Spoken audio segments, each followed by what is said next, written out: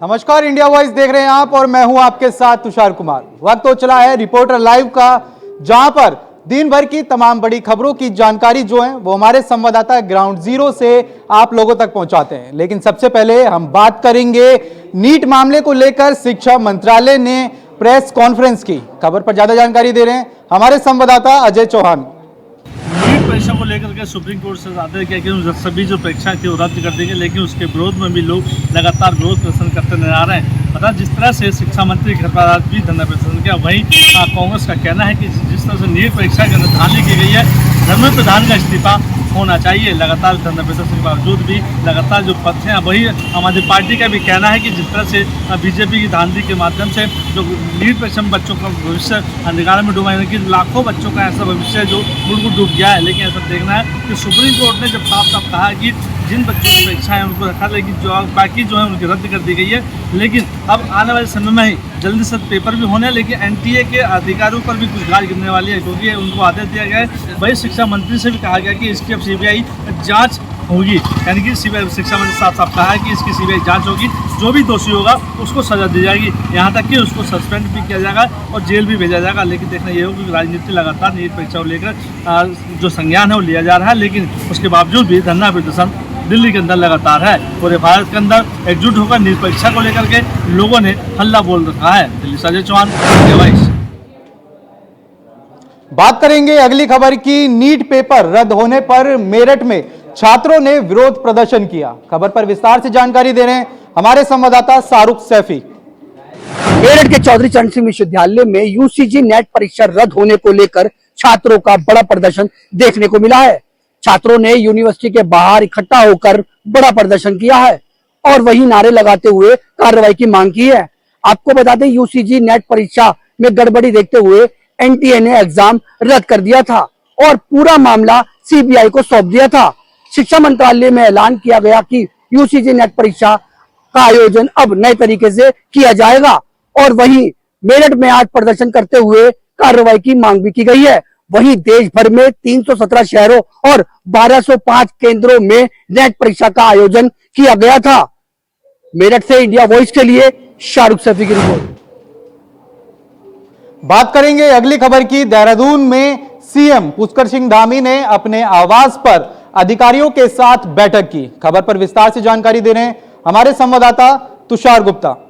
उत्तराखंड में बाहरी राज्यों वालों को अब ज़मीन खरीदने के लिए काफ़ी मशक्कत करनी होगी, क्योंकि मुख्यमंत्री पुष्कर सिंह धामी ने साफ तौर पर अधिकारियों को निर्देश दिए हैं और साथ साथ पुलिस प्रशासन को यह निर्देश दिए हैं कि जो भी यहाँ पर बाहर का राज्य वाला व्यक्ति कोई ज़मीन खरीदेगा तो उसका बैकग्राउंड भी चेक किया जाएगा। और साथ साथ क्योंकि जिस तरह से माहौल बिगाड़ने की कोशिश की जा रही है, लगातार जिस तरह से हत्याकांड देहरादून में हुआ है, उसके बाद लोगों की ये मांग है कि जो लोग यहाँ पर ज़मीन खरीद रहे हैं वो कहीं ना कहीं जो गुंडागर्दी है वो उत्तराखंड का माहौल बिगाड़ने की कोशिश की जा रही है। उसी के तहत मुख्यमंत्री पुष्कर सिंह धामी ने पुलिस प्रशासन को ये भी आदेश दिए हैं कि जो सत्यापन अभियान है उसे तेज़ किया जाए, जो लोग बाहर के आगे जो राज्य से रह रहे हैं उनके डॉक्यूमेंट्स चेक किए जाएँ। अब देखना होगा क्या इस कदम से जो आने वाली घटनाएं हैं या फिर अधिकतम जो घटनाएं देखने को मिल रही है उस पर रोक लगेगी। कैमरा जर्नलिस्ट हर्ष सुनील के साथ मैं तुषार गुप्ता, इंडिया वॉइस। बात करेंगे अगली खबर की। योग दिवस को लेकर हरिद्वार में प्रशासन ने क्या कुछ तैयारियां की हैं। खबर पर विस्तार से जानकारी दे रहे हैं हमारे संवाददाता विकास चौहान। 21 जून को विश्व योगा दिवस है, जिसके तैयारियों को लेकर जिला प्रशासन ने अपनी पूरी तैयारियां कर ली हैं। जहां विश्व प्रसिद्ध हर की पैड़ी पर योग बनाया जाएगा। वहीं अगर हम बात करें योग गुरु बाबा रामदेव की, तो योग गुरु बाबा रामदेव के द्वारा भी अपने पतंजलि फेज़ 2 में एक आयोजन किया जाएगा, जिसमें बहुत से लोग वहां पर शामिल होंगे। ख़ासतौर पर जिस तरह से हरिद्वार हर की पैड़ी के नाम से जाना जाता है, तो वहाँ पर जो स्कूली बच्चे होंगे और साथ ही साथ जो आने वाले श्रद्धालु होंगे वो सब एक गंगा के किनारे यहाँ पर योग करेंगे। जिस तरह से योग की महोत्सव की तैयारियां की जा रही हैं और आने जिस तरह से 21 तारीख को जो योग महोत्सव होगा उसको गंगा के किनारे देखना एक अद्भुत ही नज़ारा होगा। विकास चौहान, इंडिया वॉइस, हरिद्वार। चक्सू में योग दिवस को लेकर अधिकारियों ने बैठक की। खबर पर विस्तार से जानकारी दे रहे हैं हमारे संवाददाता कमलेश। अंतर्राष्ट्रीय योग दिवस को लेकर प्रदेश भर में विभिन्न तरह की तैयारियों को लेकर काफ़ी उत्साह देखा जा रहा है। इसी कड़ी में आज चाकसू उपखंड क्षेत्र के पंचायत समिति सभागार में चाकसू उपखंड अधिकारी शिवचरण शर्मा के नेतृत्व में एक बैठक का आयोजन किया गया थी। बैठक में नगर मंडल अध्यक्ष रामधन सिंह सहित सभी विभागों के कर्मचारी मौजूद रहे। 21 जून को अंतर्राष्ट्रीय योग दिवस को लेकर उपखंड अधिकारी ने सभी कर्मचारियों को अधिक से अधिक आमजनों को योग दिवस के अवसर पर पहुंचाने को लेकर एक बैठक का आयोजन किया गया। चाकसू के गणगौरी मैदान में 21 जून को प्रातः 6 बजे से अंतर्राष्ट्रीय योग दिवस का कार्यक्रम चालू होगा। इसको लेकर आज एक बैठक का आयोजन किया गया है। अंतर्राष्ट्रीय योग दिवस को लेकर आमजन व विभिन्न संस्थानों द्वारा विभिन्न तरह की तैयारियां की जा रही है। अंतर्राष्ट्रीय योग दिवस को लेकर भारतीय जनता पार्टी के कार्यकर्ता हो, आमजन हो, या विभाग में एक काफ़ी उत्साह देखा जा रहा है। मैं इंडिया वॉइस से चाकसू से कैलाश। जौनपुर में एक चाय बेचने वाला विरोध धरना प्रदर्शन पर बैठ गया। क्यों बैठा वो धरना प्रदर्शन पे, बता रहे हमारे संवाददाता विवेक कुमार। जौनपुर के बदलापुर थाना क्षेत्र के एसबीआई बैंक मैनेजर के तानाशाही के कारण एक चाय विक्रेता बैंक के बाहर धरने पर बैठ गया है। चाय विक्रेता का धरने पर बैठे वीडियो सोशल मीडिया पर बड़ी तेजी से वायरल हो रहा है। पीड़ित चाय विक्रेता का आरोप है कि उसके चाय की बकाया रकम 16,500 रुपया मैनेजर द्वारा न देने पर जो है वो धरने पर बैठा हुआ है। बताया जाता है कि बैंक मैनेजर के हस्तांतरण होने के बाद पीड़ित चाय विक्रेता अपना बकाया राशि मांगने के लिए मैनेजर के सामने पहुंचा था। वहीं बैंक मैनेजर ने पैसा देने से इनकार कर दिया। वहीं पीड़ित ने अपने बकाया राशि के लिए जो है बैंक के बाहर धरने पर बैठ गया। सूचना मिलते ही पुलिस मौके पर पहुंची और पीड़ित की शिकायत के आधार पर मामले की जांच पड़ताल में जुट गई है। वहीं पीड़ित के साथ बदलापुर विधानसभा क्षेत्र के जो व्यापार मंडल के लोग हैं वो भी साथ खड़े होते हुए दिखाई दे रहे हैं और जो है पुलिस मामले की जांच पड़ताल कर रही है। फिलहाल देखने वाली बात होगी और पीड़ित को जो है इंसाफ मिलता है या नहीं, या क्या उसका बकाया रकम पुलिस दिलाती है या नहीं, तो देखने वाली बात होगी। जौनपुर से विवेक कुमार।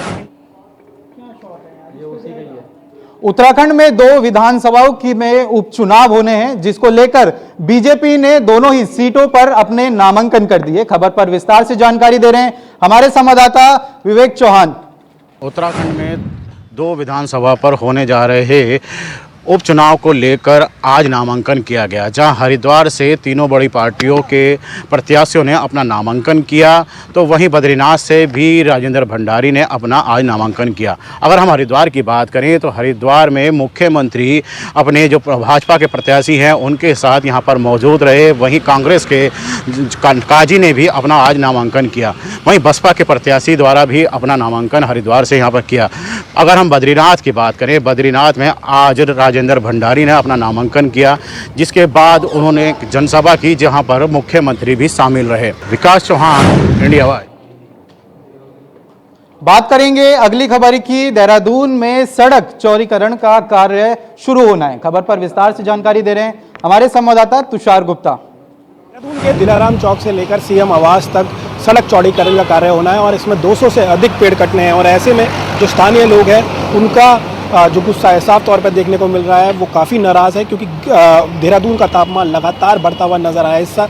इस साल की बात करें तो 40 से अधिकतम तापमान देहरादून में देखने को मिल रहा है, जिसका मुख्य कारण जो पेड़ों का कटान है वो देखने को मिल रहा है। इससे पहले भी जो खलंगा था वहाँ पर भी करीब सैकड़ों की संख्या में जो पेड़ हैं वो कटने थे, लेकिन जब स्थानीय लोगों ने इसका विरोध किया तो उसके बाद उस प्रोजेक्ट को भी रखा। तो कहीं ना कहीं विकास के नाम पर जिस तरह से पेड़ काटे जा रहे हैं वो कहीं ना कहीं आने वाले समय में, जिसे देहरादून को ग्रीन सिटी कहा जाता था, उसके लिए काफ़ी बड़ा खतरा है। आप देख सकते हैं बहुत पुराना पेड़ यहाँ पर नज़र आ रहा होगा, सैकड़ों साल पुराना ये पेड़ है और इस पर भी जो चिन्हीकरण है वो किया गया है कि सड़क चौड़ीकरण का कार्य है और यहाँ पर अत्यधिक भीड़ देखने को मिलती है। तो ऐसे में सीएम के जो काफिला है और साथ साथ जो स्थानीय लोग हैं उनको परेशानी उठानी पड़ती है।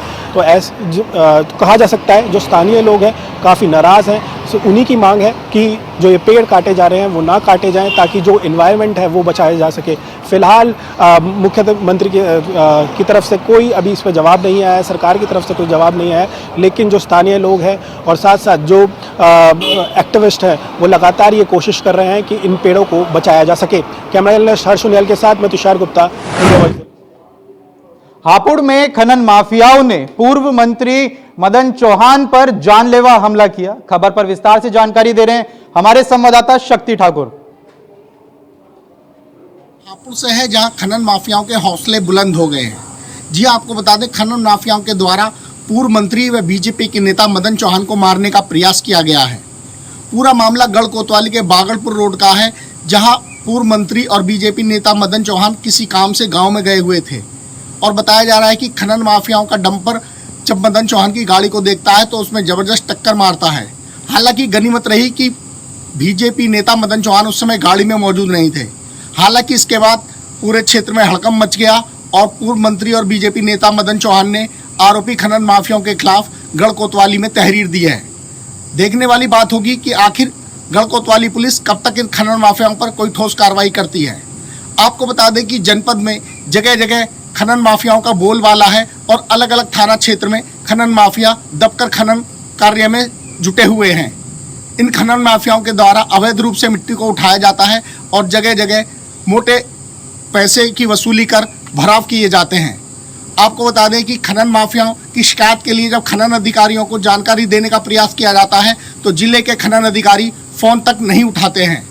तो कहीं ना कहीं इसी सबके चलते खनन माफियाओं का बोलबाला जनपद में लगातार नजर आ रहा है और खनन माफियाओं के हौसले बुलंद हैं। इन्हीं बुलंद हौसले के चलते उन्होंने पूर्व मंत्री और बीजेपी नेता मदन चौहान को मारने का भी प्रयास किया है।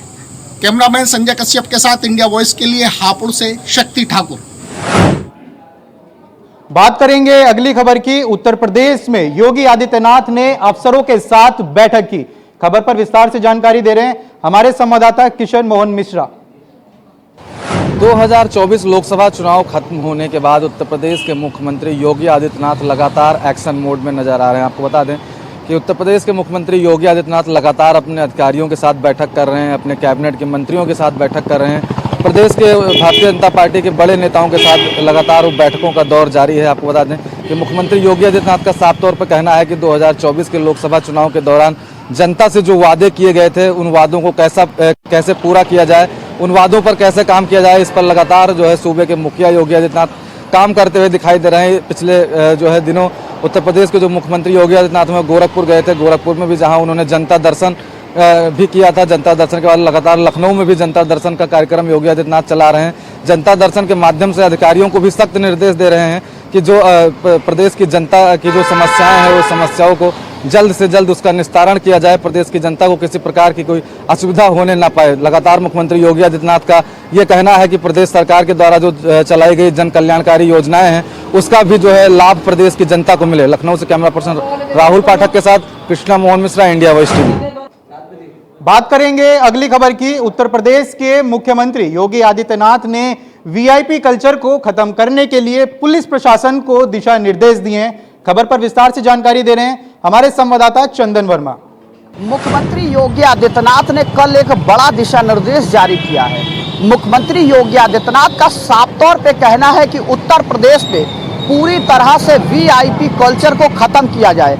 ऐसे में साफ तौर पे ये देखने को मिल रहा है, जिस तरह से कल मुख्यमंत्री योगी आदित्यनाथ ने एक बड़ा दिशा निर्देश जारी किया था, उसके बाद आज लखनऊ पुलिस और साथ ही साथ जो ट्रैफिक पुलिस है वो अपनी कार्रवाई करती हुई नजर आ रही है। हालांकि मुख्यमंत्री योगी आदित्यनाथ ने जो आदेश जारी किया था उसमें तमाम तरह की जो बातें थी वो कही थी। मुख्यमंत्री योगी आदित्यनाथ का साफ तौर पे ये आदेश था, पहले तो जो प्राइवेट गाड़ियों पे लोग हूटर लगा के चल रहे उस हूटर को हटाया जाए। साथ ही साथ जो बहुत से लोग हैं जो काली फिल्म लगा के चल रहे हैं और काली फिल्म की लगी हुई गाड़ियों से कई बार क्राइम भी होता है और ऐसे में काली फिल्म चढ़ी हुई गाड़ियों से अपराधियों की पहचान नहीं हो पाती है, जिसको लेकर योगी आदित्यनाथ का एक बड़ा आदेश जारी हुआ था, जिसका आज पूरी तरह से पालन देखने को मिल रहा है। हजरतगंज चौराहे पर तमाम ऐसी गाड़ियां थी जिनकी काली फिल्म उतारी गई, साथ ही साथ उनके जो हूटर लगे हुए थे उसको उतारा गया। यानी पूरी तरह से जो उत्तर प्रदेश का वीआईपी कल्चर है, वीवीआईपी कल्चर है, वो खत्म होने की जो कवायद है वो योगी आदित्यनाथ ने स्टार्ट कर दी है। यानी उसका जो मुहिम है वो पूरी तरह से शुरुआत हो चुकी है। कैमरा पर्सन राहुल के साथ में चंदन वर्मा, इंडिया वॉइस, लखनऊ। लखनऊ में उत्तर प्रदेश के मुख्यमंत्री योगी आदित्यनाथ ने अफसरों के साथ बैठक की। खबर पर विस्तार से जानकारी दे रहे हैं हमारे संवाददाता चंदन वर्मा। मुख्यमंत्री योगी आदित्यनाथ ने आज एक बड़ी बैठक बुलाई थी जिसमें तमाम जो अधिकारी थे वो शामिल थे। हालांकि जो बैठक थी वो एक बड़ी बैठक थी जिसमें फैमिली आईडी कार्ड को लेकर मुख्यमंत्री योगी आदित्यनाथ ने अधिकारियों को एक बड़ा दिशा निर्देश जारी किया है। साफ तौर पे मुख्यमंत्री योगी आदित्यनाथ का आदेश है कि जो फैमिली कार्ड बनेगा उससे परिवार का पूरा खाका तैयार होगा, जिससे सरकार की जो भी योजनाएं हैं उन योजनाओं का लाभ जनता को मिल सके, जिसको लेकर सीएम योगी ने एक बड़ी बैठक बुलाई थी और समीक्षा में जो अधिकारी हैं उनको भी दिशा निर्देश जारी किया गया है। साफ तौर पर योगी आदित्यनाथ ने करीबन 1 लाख से ज्यादा लाभार्थी हैं उनको सरकार की योजनाओं का और सरकार की जो भी चीजें हैं उनको लाभ मिल रहा है। इसी को लेकर एक महत्वपूर्ण बैठक बुलाई गई थी और तमाम जो अधिकारी थे वो उस बैठक में शामिल थे। कैमरा पर्सन राहुल के साथ में चंदन वर्मा, इंडिया वॉइस, लखनऊ। लखनऊ के चिड़ियाघर में जानवरों के लिए कूलर लगाए गए। खबर पर विस्तार से जानकारी दे रहे हैं हमारे संवाददाता चंदन वर्मा। भीषण गर्मी से एक तरफ जहां जनता परेशान है, ऐसे में मैं आज राजधानी लखनऊ के जू में खड़ा हुआ हूं। तमाम तरह की जो व्यवस्थाएं हैं वो जू के द्वारा की गई है जानवरों के लिए, वो चाहे कूलर हो और चाहे पानी के जो पंखे लगते हैं वो हो, साथ ही साथ तमाम तरह की जो ग्रीन मैट होती है वो भी लगाई गई। हालांकि जो गर्मी का प्रकोप है लगातार बढ़ता हुआ देखने को मिला, लेकिन आज अगर मौसम की बात करी जाए तो जिस तरह से मौसम विभाग का अनुमान था वो कहीं ना कहीं अनुमान पूरा होता नजर आ रहा है। हल्की फुल्की जो बारिश हुई थी उससे मौसम थोड़ा सा चेंज हुआ और साथ ही साथ आप तस्वीरों में देख सकते हैं इस वक्त मैं पहुंचा हुआ हूं राजधानी लखनऊ के जू में। तमाम जो आप जनता है यहाँ पर आप देखेंगे कि तमाम तरह की जो जनता है वो मौजूद है। भीड़ की अगर बात करिए काफी संख्या में लोग यहाँ पहुंचे। हालांकि जो मौसम था लगातार मौसम जो अपनी चरम सीमा पर था, जो भीषण गर्मी थी उसको देखते हुए आज पूरी तरह से जो मौसम सही हुआ उसके बाद यहाँ पर लगातार लोगों की भीड़ बढ़ती हुई दिखाई दे रही। लंबी तादाद में यहाँ लोग पहुंचे और तमाम तरह की जो लोग थे वो आज यहाँ जू में घूमने आए हैं। अब ऐसे में जिस तरह से मौसम जो हल्का हुआ उसके बाद तमाम तरह की जो यहाँ जनता है वो यहाँ पहुंची है लखनऊ जू, और तमाम जो लोग हैं वो भी यहाँ पे आए। लेकिन व्यवस्थाएं अगर यहाँ की बात करी जाए तो जो प्रशासन है उसकी तरफ से जो व्यवस्थाएं है वो पूरी चाक चौबंद करी हुई है पूरी तरह से, मतलब किसी भी तरह की कोई भी कमी देखने को नहीं मिल रही है। कैमरा पर्सन राहुल के साथ में चंदन वर्मा, इंडिया वॉइस, लखनऊ। बात करेंगे अगली खबर की। टोंक के कलेक्टर ने निवाई शहर का दौरा किया। खबर पर विस्तार से जानकारी दे रहे हैं हमारे संवाददाता कजोड़ गुजर। टोंक जिला कलेक्टर डॉक्टर सौम्य झा टोंक जिले के दौरे पर रही। इस दौरान उन्होंने निवाई में का दौरा किया और निवाई के दौरे के दौरान साफ सफाई व्यवस्थाओं को देखा, साथ ही जो बरसाती नाले हैं उनकी व्यवस्थाओं को देखकर आवश्यक दिशा निर्देश दिए। इसके बाद कलेक्टर गांव मोडिया पहुंची। मोडिया पहुंचकर उन्होंने जन सुनवाई कार्यक्रम में भाग लिया, लोगों की समस्याएं सुनी और मौके पर समस्याओं का निराकरण करवाया। इसके बाद कलेक्टर ने लोगों को गर्मी, पानी सहित अन्य समस्याओं को ध्यान में रखते हुए अधिकारियों को आवश्यक दिशा निर्देश दिए। कजोड़ गुजर, इंडिया वॉइस। कोरबा जिले में नारकोटिक्स कंट्रोल ब्यूरो ने जो है वो नगर निगम पर छापा मारा। खबर पर विस्तार से जानकारी दे रहे हैं हमारे संवाददाता सोहेल किदवई। कोरबा नगर पालिका निगम के दर्री जोन में एसीबी एंटी करप्शन ब्यूरो की टीम ने छापा मारा और एक असिस्टेंट इंजीनियर सिविल और दूसरा सीनियर सिविल इंजीनियर को रंगे हाथों घूस लेते हुए गिरफ्तार कर लिया। एसीबी ने उनके घरों में भी छापा डाला और महत्वपूर्ण दस्तावेज जब्त कर लिए हैं।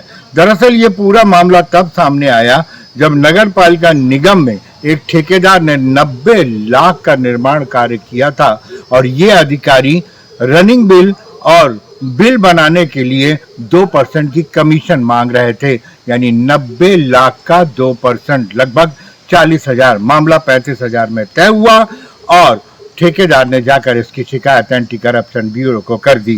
एंटी करप्शन ब्यूरो ने इन दोनों अधिकारियों के खिलाफ पूरा जाल बुना और रंगे हाथों पैसे घूस लेते हुए गिरफ्तार कर लिया।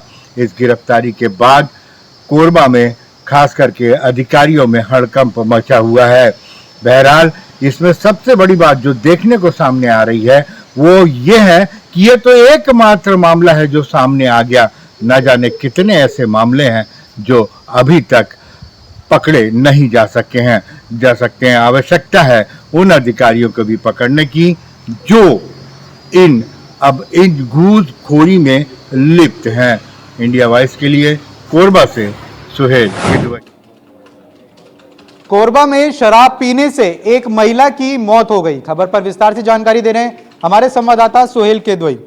कोरबा जिले के कोटमेर नामक एक गांव है। यहां पर जहरीली शराब पीने से 3 लोगों की मौत हो गई, जिसमें एक महिला भी शामिल थी। ये मामला सामने आने के बाद पुलिस के हाथ पैर फूल गए। दरअसल छत्तीसगढ़ प्रदेश में जहरीली शराब पीने के एक नहीं कई मामले सामने आ चुके हैं। ये कोई नया मामला नहीं है।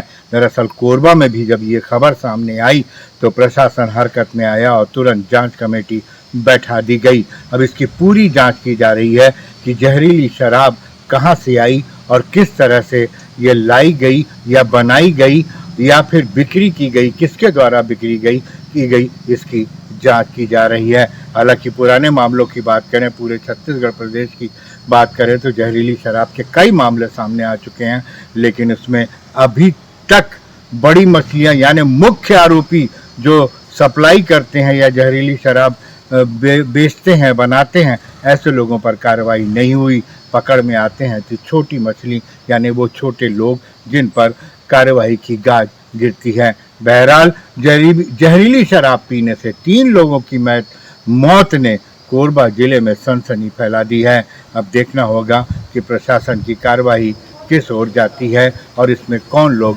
गिरफ्त में आते हैं। इंडिया वॉइस के लिए कोरबा से सुहेल किदवई।